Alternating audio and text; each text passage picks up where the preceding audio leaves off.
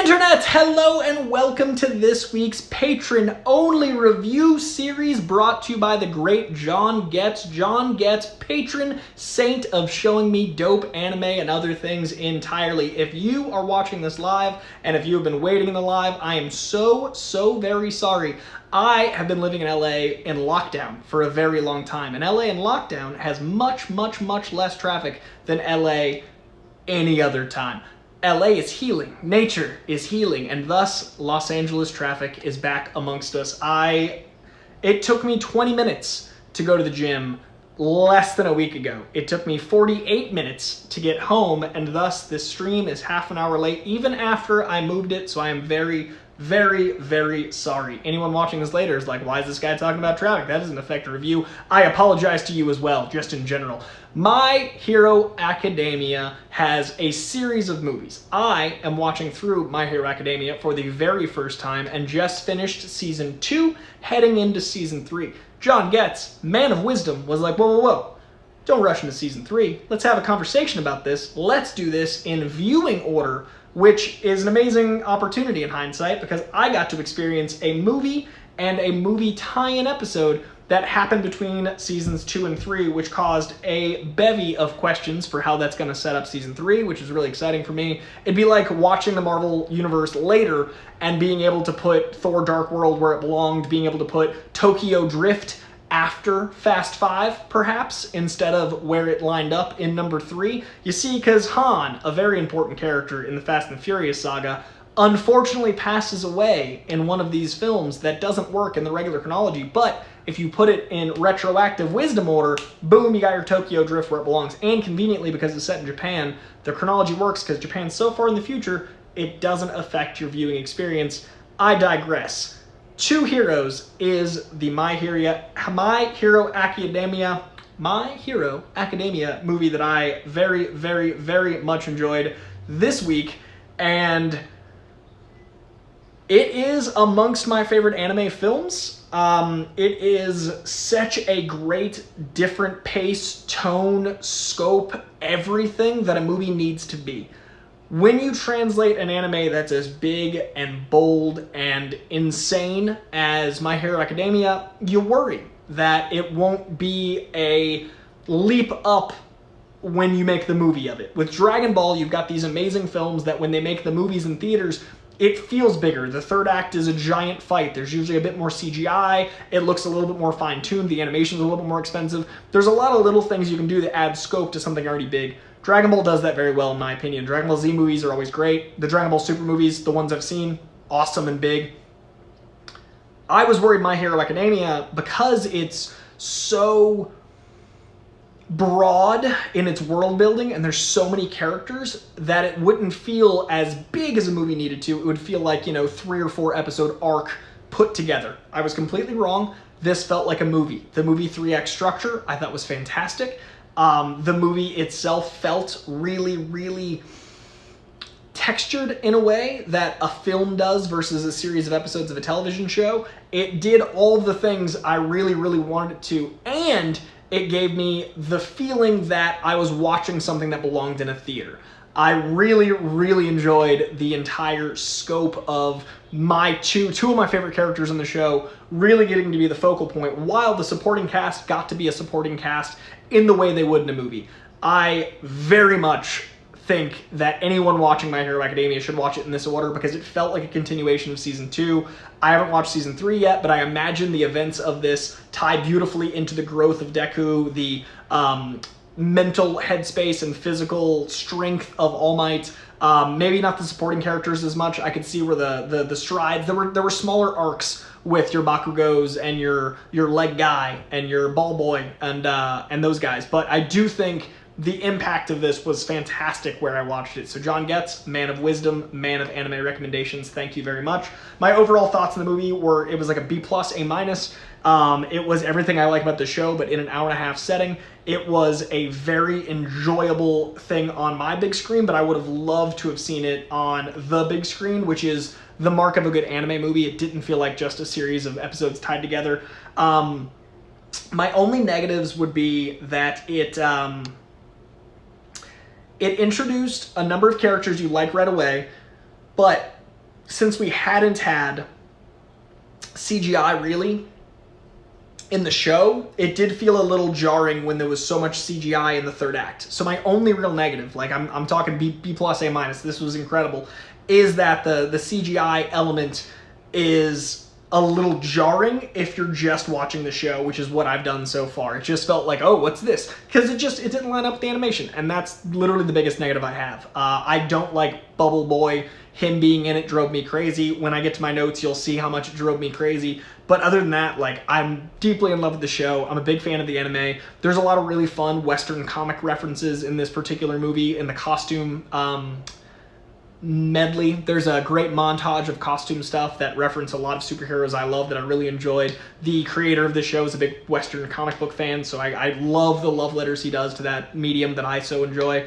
If you don't watch anime, this is a great jumping on point. If you're not a manga or anime person, My Hero Academia is a fantastic gateway drug into this big world. John Goetz is having me watch this show, and I'm so appreciative because this is something that I don't know I would have found on my own. This is something that I really appreciate being immersed in, because it's something that's very much my cup of tea. So I give it a B plus, A minus. It is everything I wanted out of the My Hero Academia movie. It is a great first movie in, I think there's 3, and it felt perfect after season 2 to see what season 3 becomes. So B plus, A minus, a lot of love for My Hero Academia. 2 heroes, and All Might is still one of the best anime characters of all time. I've got a Vegeta on my wall, and it won't be long, I don't think, until All Might joins some wall. I'm out of wall space here, but All Might has become a favorite of all anime characters, and this movie really cinched that, so I got a lot of love for it. All right, now, the way this movie works is there's actually a tie-in episode. Episode 58 ties into the movie, which ties everything kind of together, and episode 58 is actually one of my favorite episodes, hard stop, period. Episode 58 has a beautiful 3-act structure, is very informative, is very fun, and has a lot of characters I love doing the things that I love that they do. Episode 58 by itself, so glad I watched it before the movie. Let's break down my notes. Episode 58, flashy yellow shirts, all caps. All Might, my boy All Might, flashy yellow shirts, made me real happy. The fourth wall break exposition love is strong, and I really appreciate it. Go beyond your existing story arc is one of my favorite lines of all time. Holy shit, that was so funny, because it's a fourth wall break reference, and go beyond the catchphrase of the show.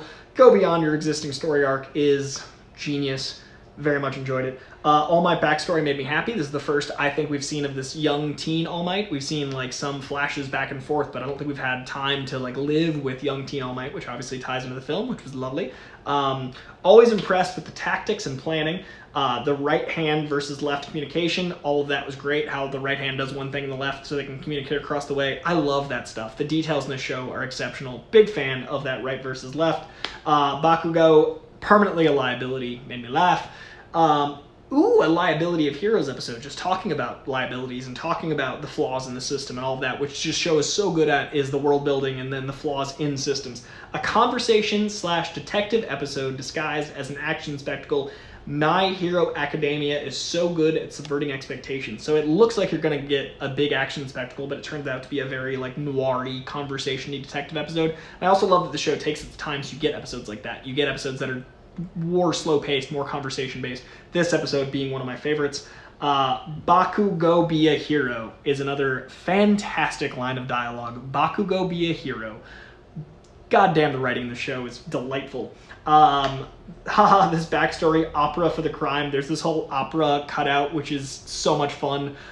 There's just this great like operatic subplot that really adds to the entire flavor of the show and the world. Detective Deku makes me very happy. I'm fleeing the scene and running towards freedom. Please never stop revealing your exposition and your actions and plot in all caps. All Might, it is the best thing, and I appreciate it very much.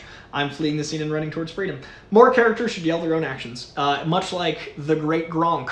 No, Gronk is real. Kronk is fake. Gronk is a New England Patriot turned some other sport team. I only know him as a Patriot. I'm sure he's somewhere else with Tom Brady. I forget where they went, but it doesn't matter because he's a Patriot. Kronk is a supporting character in The Emperor's New Groove who narrates his own actions and gives himself a theme song. honk. And All Might does that very well, and I appreciate it very much. More characters should yell their own actions. The text bubble overwhelming All Might, haha, because Deku is a lot. I love there's this scene where excited Deku is just freaking out, and they externalize it in text bubbles, and he's literally oppressed visually. That is the anime extreme that I think works. I've talked a lot about how sometimes anime gets to be a lot for me with the falling over and the sweat beads and stuff. Sometimes it doesn't work. This moment worked so well. I love the overwhelming text bubble. I love the visual nature of what that means for the characters. I think it works in the medium of anime really, really well. Being overwhelmed by like the allotness that Deku is perfect. I thought that was genius. I really enjoyed that moment. This is one of my favorite episodes. That's my last note. This is one of my favorite episodes. Episode 58 is everything I like about the show. 22 minutes. It's beautiful. It wouldn't make sense if you've not seen the rest of it, but as far as isolated episodes, one of my faves. That episode itself, A. Solid A. Loved episode 58. All right, the movie. Two Heroes. Let's dive in, you lovelies. Actually, before we do the movie, let me read the chat real quick, make sure I didn't miss anybody. Let's see, my mom is in here. People that were in here like 40 minutes ago, you're amazing. I appreciate it very, very, very much. Michael McCarsell, the great Michael McCarsell, fellow patron. We're gonna be scheming our watch along soon because we did Batman last week and it was delightful, and maybe Batman and Robin or something soon. We're gonna talk about it, but Michael McCarsell, patron saint of watch alongs, in the chat. Curtis Mason, one of the OG Koi Ponders. There ain't no party like a Koi Pond party. Pat Bufamonte. Ooh, that's a cool name. Bulfamonte. It's a cool name.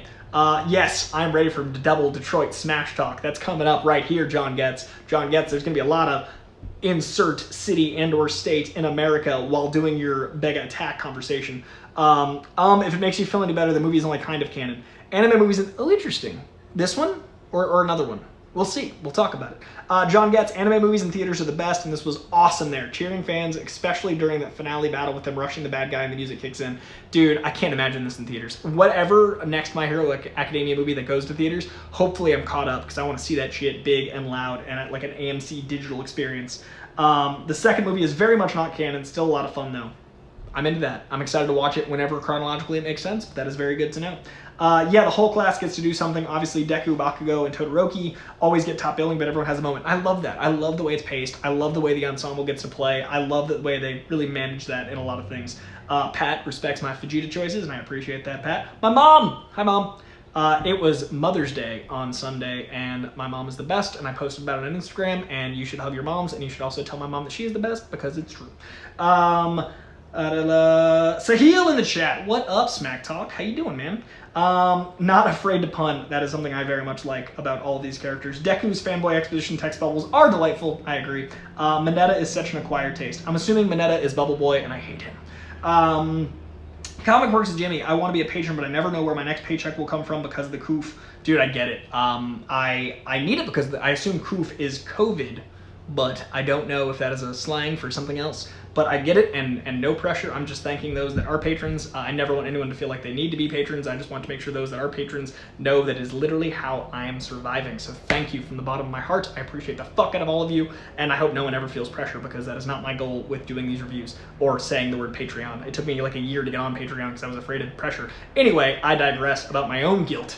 And finally, Michael McCarsell saying, I guess with the tie-in episodes, this movie could be canon to the anime. It's hard for me to say because I only read the manga and haven't actually watched the anime. Interesting. I assume it's canon because it tied into episode 58 very directly. John Goetz, let me know in the chat. You're the wise one, the wisdom. And it is slang for COVID, apparently, according to Mr. Comic Quirks with Genie. All right, let's get to my notes for the movie. This is for Two Heroes. My experience of Two Heroes was as followed. I'm so excited for this, my first note. As the credits were rolling, I was like, yes! It's a villain! I love this world, and it's instant immersion. Now, truth be told, I watched episode 58 during the day, and I saved watching this movie as a nighttime, all-dark experience, so it was like 12 hours apart. It was so awesome to be like, the opening line of dialogue is, it's a movie! And I am very, very invested in that cinematic experience, so I wanted it to feel like a movie. So, it's a villain is the first line. Made me happy. New heroes and villains instantly make sense. I love that. I love that we meet these heroes and these villains, and right away it is glorious and invested and fantastic. We care about them right away because this world is so well built. Slightly different angles give us some extra scope. They use a little bit different cinematography in the movie, just slightly. There's a couple, like, you know, extreme close-ups. There's a couple, like, you know, not Dutch angles, but close to Dutch angles in the wides. Like, it's a different flavor, which I really dig, and that sets it apart just slightly. Still feels like the show like crazy, but little tweaks to make it feel like a movie made me very happy. Young All Might Baby Bees. What did I say? Young All Might Baby Bees. When did he get battle ravaged in Power? Baby Blues! I wrote Baby Bees, and it threw off the whole sentence. Young All Might has baby blues. I'm wondering when he got All Might. I'm wondering when he changed like late teenhood, 20s. What happened to All Might in power-up mode to make him go from wide-eyed innocent baby blues to All Might is here. But I do like the baby blues because it gives us some difference in the flavor of the character, and that's the first time I think I've seen that. Okay, here it is, the moment. Detroit Smash! Detroit Smash and Cali Smash made me so very happy. They are so ridiculous and so much fun, and I am all about the both of them. I love that it's the same move, but with different names, like, and now for your home state, California Smash. Like, I thought it'd be like California Roll or something. No. It is just the same, but Smash. It's like the Kamehameha wave, but like with a town or a state in front of it, and it's delightful. All Might, you scallywag, I'm a fan. All Might Begins is what I call this movie because it is a lot of backstory on All Might, and it's mainly an All Might experience with a little Deku in there, obviously. I really respect All Might's mullet. All Might in the 20s has a beautiful mullet where he's got his, you know, his hair, but he also has a flowing mullet, which I appreciate, and more characters need mullets, especially like that Riggs Superman in the 90s mullet. I respect the mullet, but I wrote. Great exposition and comedy through Deku trivia. I love that we find out all about this world through just a rambling Deku that gets cut off, because that's the character. It's also All Might's character to cut him off. It gives us a lot of world right away. Big fan of the great use of these characters. Older girl crush is a cute movie angle for Deku to up the stakes for longer form story. So, in this movie they introduce a girl named Melissa, and I really like that she is a little older than Deku, and her arc ties beautifully into this movie's arc. We get a full movie to experience their being cute and them being like a thing, while also not taking away from Telekinesis Girl. And I love that, because you need to up the stakes for a movie, you need to introduce these new characters, and we're invested in her and her father's relationship, as well as her father's relationship with All Might, as well as her relationship with Deku. All of that ties in beautifully, and only a movie could really do that in this 90 minutes. I think it would have been a full season arc or a half season arc if she'd been introduced on the show. I think Melissa is perfect for this 90 minutes, and fantastic character. All Might yelling plot is always and every time the greatest. I just said that in episode 58. I stand by it here. I don't know what he said, but I'm very excited about it. Ooh, new suit post-movie going into season 3 suit. I had assumed when we met the great professor that has a Nobel Prize in costume making, we would be getting a new Deku suit, and maybe that would be a new suit in season 3. And then it turns out that his daughter invents a gauntlet that is very useful for the fight, but that gauntlet also gets blown up. Like that gauntlet's also gone. I had assumed this would be a great way to introduce a new costume between season 2 and 3 and tie in some stuff together. So I will see if there's a costume that changes in season 3, but I'm curious about all of that in general with the costume design or costume making, because costume is such a huge part of the show, and they do mention how rudimentary his costume is, and we do see golden, silver, modern age, all the different All Might. So I'm very curious about what Deku's costume becomes next, especially with people knowing more and more about his one-for-allness. Very curious. Godzilla. There's a hero named Godzilla. It's not Godzilla, because those rights cost money. Godzilla is Godzilla, but as a hero, and they just go for it, and they lean in, and his name is Godzilla, and it made me very happy, and I just need to give Godzilla some love. All right, I'm going to end on that note and go over to the chat and make sure I didn't miss anything. People saying happy Mother's Day to my mom because she's the best. Hashtag Coy Mom. How about that opening with old-fashioned crime fighting? Dude, that was so cool. I loved the just like comic booky crime fighting in the opening. I was so fantastic. Big fan of that. The All Might eye change is a spoiler. Oh, so there is a thing that happens. It's not just a design choice that helps us understand the earnest young blue-eyed. Interesting. I'm very excited for this. Eye change spoiler. Intrigue has set in. New York Smash. Yes. Actually, Coy, there are different moves when he smashes. Like Carolina Smash is a cross chop. Oh, so like an uppercut would be a different smash than a chop versus a haymaker versus a jab. Interesting. Okay, good to know. So, I'll look for variations when he has another smash that'll be tying into the actual movements. Got it. Actually, I just remembered that the manga did recently make this movie canon. Melissa's involved in the second movie, however, still doesn't appear canon to the manga. It's complicated. Oh, that is very complicated. So Melissa is canon, which is good because she's a great character. I am curious how this all turns into season 3. Perhaps next month I will find out. But in the meantime, back to my notes. John Goetz is also not read the manga, so he and I are both confused about that little detail, because I think we both think of this as canon, but we will see. We will see after Godzilla. Comic-Con flavored expo is funny and smart. It's a great way to tie in Western comics to this. It's a great way to give us instant recognition. It's a great way to market this movie. It's a great way to market My Hero Academia. It is so many things, and I really appreciate that Comic-Con felt like it was represented in this expo, because that's what expos are. All of this delightful, and what a better place to put a Comic-Con than in My Hero Academia, which loves superheroes. This is just perfect marketing, perfect storytelling, all about it. Very, very in.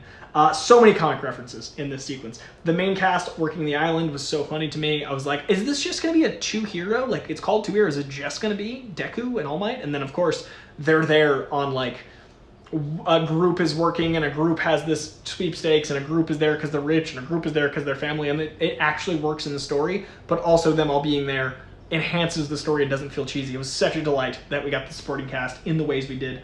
And then I wrote,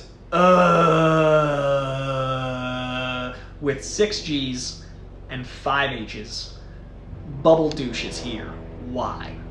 I fucking hate Bubble Douche.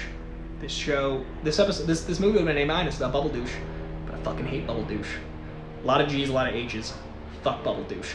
Preview night and all, this is full San Diego Comic-Con. Big fan of them referencing preview night. I'm a big fan of them leaning all the way into SDCC. Some of the shots even look like it's on the con floor. Like, it very much is San Diego Comic-Con. Made me very, very happy. Bakugo being a dick is somehow always endearing, whereas Bubble Guy need not exist. There are ways to have annoying characters work, and there are ways to have annoying characters not work. And I am very, very aware that Bakugo is great, and fuck Bubble Douche. I love that this feels and is paced like a movie, not like 3 episodes smashed together, which I talked about earlier.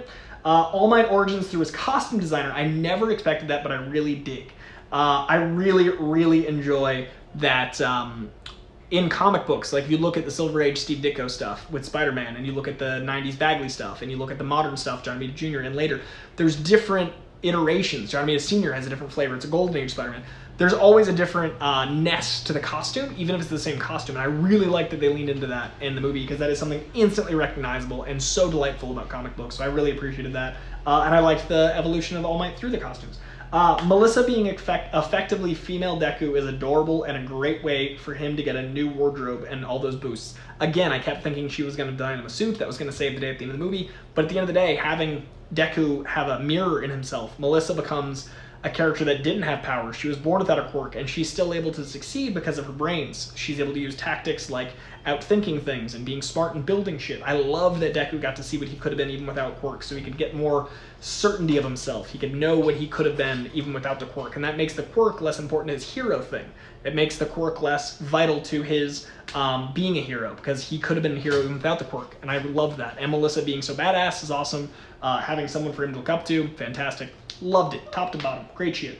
Then I wrote a little darkly, and this is fair. To this day, people attacking a con is one of my biggest fears, and it's the basis for the conflict here. I am terrified of the world as it stands with gun violence and large crowds, and things keep happening and trending, and I'm terrified of Comic-Con being, target. So when that goes down, it was actually a little triggering for me. I was like, oh fuck, this is something I've been afraid of for like 10 years. So that was intense, because in real life, villains are just people that are assholes and monsters and hate others for no reason. So that was a bit of a moment for me. Great movie stakes and setup. Great movie stakes and setup. I am really a fan of how I believed the villain story. There's a twist. I won't reveal yet. There's a twist, and I bought it. I also love how the villains, there's like a double twist. I also love the villains that we meet instantly, and we don't need backstory for, because it's a movie. We don't need to have known the show movie villains, the show villains, rather. All of that, fantastic. Speedy Boy is a little bitch, I wrote. Speedy Boy is a little bitch. I've liked him less and less since season 1. He was like the class hero, and then he was like the guy that was supposed to stand for right and wrong. And then as soon as the chips fucking fall, homeboy's like, let's get out of here. All I do is run. Speedy boy, little bitch. Fuck Speedy boy. Grow some balls, Speedy boy. But not sticky balls, like ball bitch. A lot of these characters. I know it makes Deku stronger. I know it makes Telekinesis Girl stronger. I know it makes Bakugo more important, but I don't like characters when their like main thing is like, I'm a run. A worthy plan. The plan that was hatched, I'm all about. I'm a big fan of the tactics and, again, the scheming. The plan that they hatched in order to take all these people out felt very real, felt like the characters, felt like it was something they would all do. Love that all the characters are so well established that you can actually believe what they're going to be doing. Like, you're actually invested in what the characters are. Like, when a character makes a decision in a horror movie, often it's like for plot. In this show, there's never a character that makes a decision for plot. It actually feels like the basis of the character, and I fucking love that, especially when it comes to plans that are like group dynamics. This is what I want the X-Men to feel like. I want it to feel like a bunch of individual powers that unite to be a stronger force, and they do that in every episode, in every movie. It's so impressive. The writing is so very good. Telekinesis Girl and Deku are so cute together. Good. I'm glad they're together in this moment. Use them quirks as a team. Huzzah! And then in parentheses, still fuck Bubble Douche. Formal suit fight. Okay, so we're into the third act. There's this great formal suit fight. They all are going to this very formal event, but I like that we're mixing it up from just the suits. This feels like a big deal. They're all fighting in their formal wear. There's a whole bunch of, like, pomp and circumstance about their outfits, so it's really cool to see them in like fight mode. It's always cool in the Hellfire Club or in, you know, these other things that are lovely to have that incorporated. Big fan of the formal suit fight. This show's pacing and world building is great long form. Really impressed at how they adjusted for 90 minutes. Stand by that. Very important. Todoroki is always more and more awesome. Bakugo, the anti-team teammate, wondering how Todoroki has grown in episodes 38 to 58. So Todoroki is always more and more awesome. Big fan of that character. Every time the evolution of that character seems to work. I'm very curious about the 38 to 58 about a lot of these characters, because I didn't feel lost jumping from where I left off season 2 into 58 into the movie, but I'm really curious about how these characters have changed in season 3 by the time people would have watched this in chronological order, in release order, because 20 episodes is substantial. So I'm really fascinated by 38 to 58. One for all glove coolness in all caps. Yeah, Deku like a boss. I didn't expect evil dad / best friend of All Might. I did not expect that twist, and then he wasn't evil, so then I wrote solid twist, then I wrote double twist. I didn't expect that, and I was very impressed with it. I saw a lot of things coming in a lot of shows, didn't expect that, and then I wrote, now she can do his upgraded costume. We're 20 minutes from the end of the movie, and I am still certain that Deku is getting an upgraded costume, and I'm like, Melissa's gonna do it. No upgraded costume, it never happens. But I was certain, and I love this show. If it had one log line for me, is subverts expectations in all the best ways. Every time I think I know something's gonna happen, nope, and that's lovely. Twisty twist, short form evil for good for All Might. Turns out he's not evil. He was just helping his best friend. And then it goes horribly wrong. All dark things are paved with people thinking they're doing the right thing, and that is another example of why this show is so well written. Double cross. The villain is a villain. Who knew? He double crossed our not quite so villain, evil dad, best friend character. And then I wrote the butler in the wardrobe with the candlestick. The butler is also a bad guy, but then he gets killed very quickly. But there was a moment there I was like, is there going to be a butler fight? There was not. Boss fight, all caps. Shit gets real in a hurry. There's a full-on boss fight. There's CGI. There's a lot going on. It's very exciting. Deku, Melissa team up. She can be a hero without power, so he knows that he could have been a hero without powers. Very important to the character. Loved their team up. Melissa's so smart. She's so interesting immediately. Great character. Whoa, new big bad plus All Might stakes. Now we're into some crazy, and then all caps, movie caliber act 3. We got a lot of CGI going on. We got a full action spectacle, and we're leading to a big old Detroit smash. Interesting that this sits between 2 and 3. How much can Deku grow and All Might fall in between those 20 episodes? Plus Ultra with a double smash. I am so happy with the emotions I felt for the double smash. I'm so happy with them teaming up. I'm so happy with All Might seeing, a son in Deku. I'm so excited with Deku kind of seeing him as a father figure instead of someone out of his reach. He's getting more and more normal being around All Might. Their bond is growing and them teaming up. Wonderful. Loved that. Plus Ultra. Loved it plus Ultra. Curious about more All for One. We did have a brief moment where they referenced All for One being a part of how that villain got so powerful. We've only begun to talk about All for One in season 2. Very curious about All for One as things go. Detroit Smash from Deku made me happy. Yeah, team plus team up. So you got the whole team rocking out plus the team up with all of that going on. Real happy. I want Deku pants. Deku's pants are great. They're like red pinstripe pants. They're like pirate pants, but they're red. I want a pair. Big fan of Deku's pants. I know they're drawn, but I want real ones. Super Saiyan Kamehameha, but Smash. Legacy and passing the torch. I love the way this movie ends. It felt like a great commentary on legacy, on passing the torch, on what it means to be a hero. All of that is so beautiful. Legacy is vital. Like, there is a window where you can be an athlete, where you can be a hero, where you can do things, and at some point you have to pass that torch. At some point, UFC fighters fall and they can't get back to where they were. At some point, marathon runners can't run anymore. Like, things change, and you have to accept that. So the legacy aspect, the mortality aspect was beautifully handled. It was like a 4-minute dialogue section, but it was fucking powerful. So the end of this movie, summarizing the whole thing being about legacy, fucking genius. So well written, such great characters. B+, A-. Big fucking fan. Yeah, My Hero Academia is the tits, guys. It's so fucking good. I really recommend this show to everybody. I'm sure if you're at this point in watching this review, you've seen it, but just in case, I recommend you watch it because it's exceptional. All right, let me read the comments. We're already at 30 minutes. I've been talking for 31 minutes straight, so we're going to wrap up here in a minute, but let's see what the chat has to say. Happy Mother's Day. Thanks, everyone. Everyone in the chat should make puns to support Koi's mom. Puns are always welcome. You're supposed to hate Mineta. It's okay. Good. He's the worst. MHA is just Invincible of manga. I don't know. Invincible's a lot more violent. Like, I think Invincible is more for adults. My Hero Academia feels like it's for people that are young at heart and people watching it with their kids, whereas Invincible feels like it's for people that grew up on something but are now adults. Like, it's got 90s animation style because we're all 30 or 20s and 30s, whereas this feels like it's for everyone from like 12 to 50 or up or whatever, but like it definitely feels like a different bracket for me. I think it's more he also finds Mineta annoying. He's the worst, Adnan. He's the worst. I hate him. Michael McCarsell, not quite Jimmy. MHA is nowhere near as hyper-violent, nor does it get as dark. Yeah, that's what kind of I'm thinking. Lewis Cox, LOL, Speedy Boy. Yep, Speedy Boy, I don't know what he's doing. I don't know why he's getting so weak. Michael McCarsell, I don't know, man. Season 2 is pretty violent, just doesn't show the blood as much. Damn, just hating on Ida. Yeah, Ida's not for me, man. Ida's not for me. MHA is still meant to be significantly honest. So we're saying the same thing. Me and Michael McCarsell are on the same page. When is the next LateCon? So the LateCon is always Fridays, but I'm always reviewing the big property. And as you guys may know, I don't review things I don't enjoy. If there's something someone wants me to do a Patron review for that I end up not enjoying, I will happily do it. Recently, I watched Wally's World, and I did not like it very much, but I reviewed it with all of my honor and integrity and research, and I put the time into it, and I tried to like it. Wasn't for me. But I don't invest time in things I don't like. Unfortunately, I'm not as big a fan as Jupiter's Legacy as I want to be, so I am not going to be doing the LateCon about Jupiter because I like the comics so much more. I don't feel like the show hit for me. I'm so happy people are loving it. My friend Anna's on the show.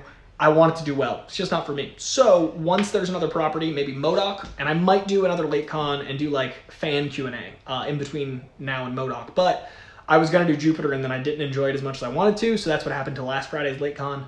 Obviously, the week before, we covered the finale for Falcon Winter Soldier. We'll be moving on to the next thing very accordingly. Worst case, Loki. Best case, something soon, and then MODOK, and then Loki. I am going out of town at the end of May, in the first week of June, that last 10 days, so it won't be then, but I'll keep you guys posted. Thank you for giving a shit, Arturo. I really enjoy doing that show for you guys.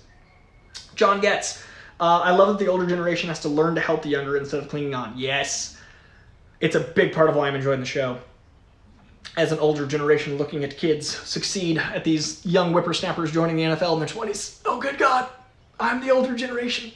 Yeah, a lot of older heroes are all about uplifting the next generation, as we should be. We should care about every generation. We should try to make the world better and not cling on to our own selfish ignorance, because that is how things don't improve, and that is how Republicans win elections. All right, lovelies, this is it for My Hero Academia. 2 heroes, another of my longest reviews because I enjoyed it so much I had to read every note and had to give you my thoughts, and I also had to apologize for getting here 40 minutes late, but LA traffic ain't nothing to fuck with.